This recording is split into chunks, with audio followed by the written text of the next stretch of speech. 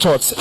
Friends are worried about the state in which the is to the US dollar. I want to believe the government is also worried. What administration is taking to arrest this situation? I think we can see the president is about to get here, but let me try and respond to your question very quickly. It's not just the city, it's the Ghanaian economy that a lot of people have questions about. And the Ghanaian economy, like many other economies, has suffered some difficulties on the back of the twin crises that are hitting. If you flip television channel to television channel on international networks, it will not be lost on you that the world is going through a challenge, so feeling its bit of it. Reference to the Ghanaian cedi, one of the first things Ghanaian currencies across the world is that the dollar is getting stronger. As the dollar gets stronger, many feel a little bit of a shake because the Federal Reserve in the US is making the dollar stronger. So a lot of capital flight from emerging heading to the West, and therefore weakening currencies in these emerging markets.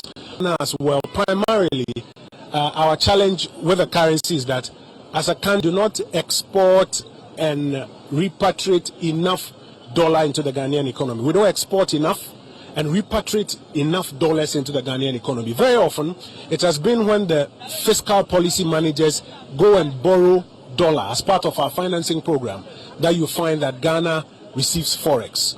That, in addition to a number of reasons that the Bank of Ghana has put out, have culminated in a situation where this year, because of the downgrades we have suffered, for which reason we cannot access the international capital markets, what is happening is that the inflow of forex is limited, and therefore the extraordinary demand by the stronger dollar and by the import pressures of our country, in addition to the repatriation of funds by investors, etc., as a result of what's happening globally, has led to a cedi that has depreciated pretty quickly.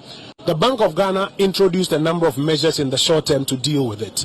And on the back of that, in fact, I think this morning the president was briefed that the $750 million that we were expecting, now all the paperwork has been concluded and should be hitting our accounts perhaps maybe today or tomorrow. That was a brief that the president was given this morning. So if I were you and I was holding on to dollar, I'll be selling it by now, because there's a lot more dollar coming in from the 750 and then also from the cocoa syndicated loan of about 1.3. That comes together to about $2 billion hitting the Ghanaian economy in the very, very, very short run. And our expectation is that it would lead to a quick stabilization. But there's also a lot of work that the Bank of Ghana is been doing, supported by the broader economic policy managers, aimed at addressing the fundamental issue, which is ensuring that we export more, get the dollars back into the Ghanaian economy as against what we import. And we need to cut down on our import bills significantly. We are importing $400 and $600 million of chicken. We're importing so much of rice, so much of fruit juices.